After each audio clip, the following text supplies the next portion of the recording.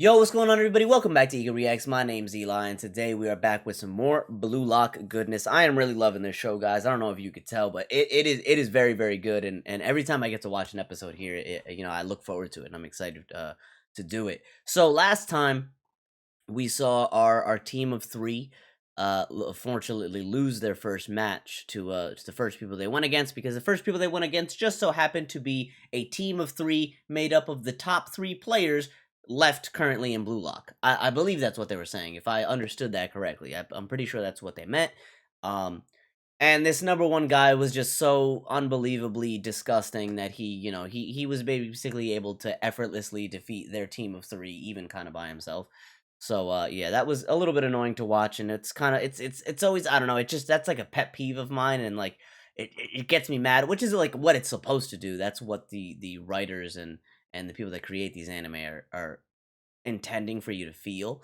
But yeah, it always just gets me mad seeing these guys, because they're always talking down on them, and they're saying, "Oh, you're a piece of trash, and your skill is not even on the same level of my whatever," all this stuff. And it's how it is. Um, but yeah, so they beat them, and they stole Bachida from their team. So now they have Bachida. Isagi and Nagi are now a two-man team. They no longer have Bachida with them. So they're gonna face off against another team here. We don't know who it is yet. If I had to guess, my guess last time was that it was gonna be Kunigami's team that he formed with Chigiri and whoever their third is. Well, actually, now that I think about it, I believe once you drop down to two, you have to face another team of two. So maybe that won't happen. Because you can't be a 2v3, right? So yeah, I guess we'll see exactly how that goes, and figure out how that all pans out. But yeah, so let's jump right into the episode now and see what exactly we got going on. All right, y'all, here we go. Episode of 14, The Geniuses and the Average Joes. All right, so yeah, this is everything we saw last time. They win and they steal Bachida.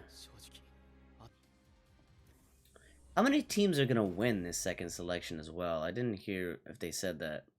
Oh, that's right. Here we go. So we got the new intro. I'll do a little bit of a reaction to this, I suppose. This looks pretty cool already. I will have to cut out some parts because, the nature of YouTube. Wow, the visuals are very nice though. That was really cool.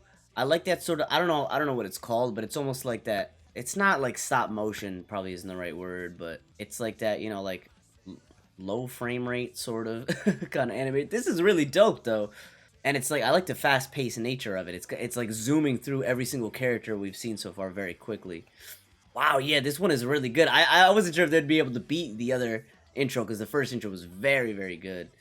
This is actually extremely cool. I love the way that these visuals were designed. This is one of the coolest intro, and very unique too. One of the coolest and most unique intros I've seen actually in a while. Alright, that was very cool, very cool. Episode 14, The Geniuses and the Average Joes. Cool stuff, cool stuff. This just came to me as I was watching the intro there. I really want Isagi to get better and stay better for at least a little while. It sucks seeing him, like, level up, quote unquote, or evolve every time, and then, like, the very next episode, he fights somebody that, or, he goes up against a challenge where it's like, they instantly beat him. Because he just kind of, like, got better there in that physical training section, where he had to shoot the 100 goals, and then right after that, he immediately, like, loses horribly to this other team. So it's like, damn, I don't know, it hurts. It feels like he's not making progress, even though he is, I don't know. Damn, kind of sounds like Rayo. I'm gonna lose you, Nagi. Oh, he's mad. Ooh, this is the first time we've seen Nagi get, like, ooh, kind of like mad. He's pissed. I'm gonna call bullshit on that one. He absolutely would. Rayo was the one that got mad enough from Raichi shit-talking him that he elbowed him in the throat, so Rayo definitely has some anger issues.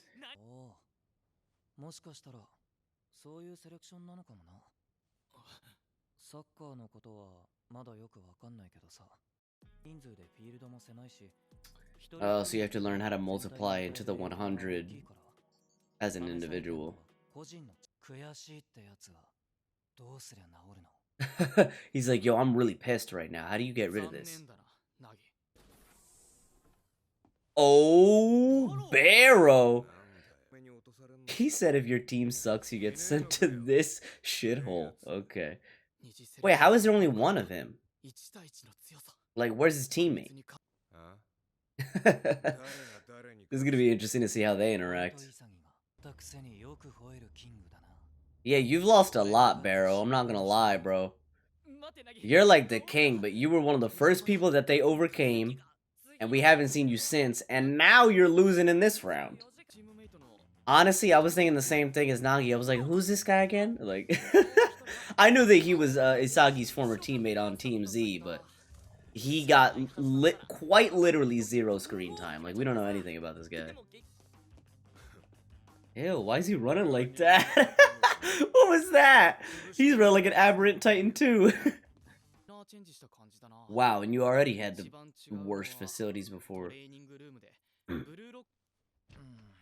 So what are we saying is Nagi's weapon now? His direct shot or his situational awareness like simulation, you know, thing that he does in his head? I thought we were going with the simulation thing, but now they're saying that the direct shot is a new weapon, which he only just like learned that.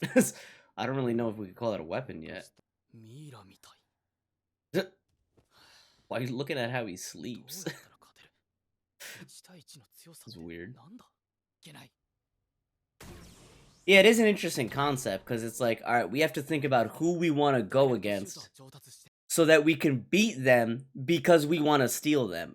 You know what I mean? It's like, who can we both beat in a match, and who is if we beat them will be an asset to us going forward once we take them onto our team. I kind of feel like this guy is gonna get kicked out of BLUELOCK. This Naruhaya guy. I feel like that's why they're showing him more, so that we feel bad when he ultimately loses and has to leave, because if they win, obviously they're gonna take Barou. They're not gonna take this guy. Damn, that was rude. Alright, that's a little mean, bro. Why is this guy There's a lot of people that were secretly like assholes on Team Z, I guess. You had Quan, now you got this guy that had no screen time, but I guess, I mean, he's not really like, he's just being realistic, I guess. Like, this is how it is. Yeah, so this confirms it. This literally confirms it. Obviously, they're gonna win because Isagi's the main character and plot armor, etc., etc. And obviously, they're not picking Naruhaya. They're picking Barou, which is gonna be really interesting. Because, like, don't get me wrong, Barrow's cool, but as a teammate, oh my god, I feel like he'd be insufferable.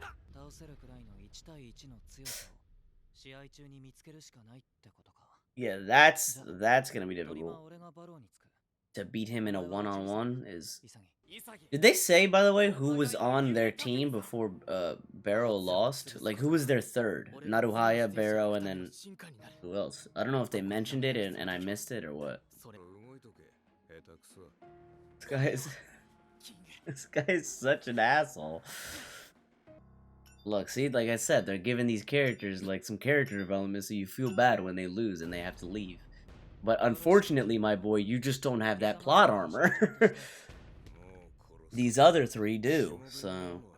yeah, this is a very interesting... I've never heard of this style of, you know, like, system before to how they're doing this, where, you know, you steal a player or whatever. I think they were saying it's like that, like a game called Red Rover. I've never really, like, heard of that before. So if it is similar to that, you know, I wouldn't know. But it is interesting, because it's like, there's a lot of different, like, scenarios that could play out. It's basically what's gonna happen here. Like, they're gonna be in a 2v2, and you could be, like, so worried, like, you know, if I lose this match, I lose the whole thing. Or you could be the one that gets picked, and then you basically skip a match, and you go up from being like a 2-player team to now you just joined a 3-player team, even though you lost. You know what I mean? So it's like, it's interesting how it kind of can work.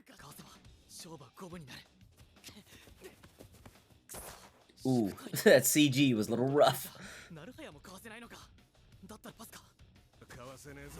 Yeah, that's the thing, though. Nagi is crazy at getting where he needs to be and controlling the ball, so if you kind of just shoot it and let him do the rest, like, it might work. When you see him go into that, like, slow-mo mode, you know he's about to do something crazy. Backwards pass. Back behind him. Ooh! Okay, that was dope. And he shot it too. Okay, I thought he was gonna pass it back to Isagi. He can receive it with his back turned. Wow, that's crazy. So you don't even have to wait for him to turn around and know where the pass is coming from. Isagi, you just pass it whenever he wants and he'll get it. Oh yeah, it's smart, playing off of his egotistical kind of, you know, personality. His arrogant personality. That is crazy. What they just showed off right there. Again, you know, you gotta remember, I don't know anything about, like, real life soccer. Is that something that they're doing out here in soccer? Because that is epic. To be able to, like, pass the ball like that, or, like, tap the ball like that with the side of your foot so that they can't grab it. They can't receive the pass. Why is he calling him king? That's so, like... that's such, like, so, like, beta. Like, dude, why are you, like, simping for this guy?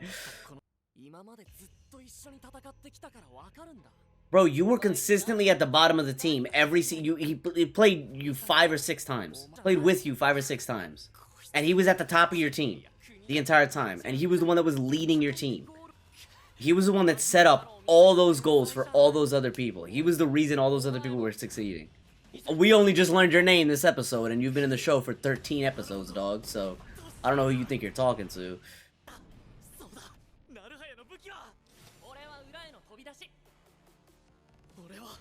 That is interesting, though, that they mentioned his weapon. That's okay. That's pretty cool. I like that they were consistent about that. Wow. All right. Interesting episode. Interesting episode. I mean, we know how it's gonna turn out next episode. When they continue this match here. So I don't know. He's gonna have to get schooled here in the next episode, and then we're gonna pick up Barou, and that's gonna be, like I said, it's gonna be interesting because he's so arrogant. Like he calls everybody plebs and he thinks he's better. Even though, like, this whole time, like, he's been losing a lot. He lost the first tournament. The only reason he went through, the first selection, the only reason he went through is because he was top of his team. And then he lost his first one and dropped down to the 2-man team. So I don't know, Barou. I don't know. I think all that talk is a little, you know, it's not enough. You got to put your money where your mouth is kind of situation. But yeah, well, I guess, you know, we'll get into that shortly here. So if you guys enjoyed, make sure you like, comment, subscribe, all that good stuff. Any feedback is greatly, greatly appreciated, and I would appreciate anything that you could do to help spread the videos in the channel.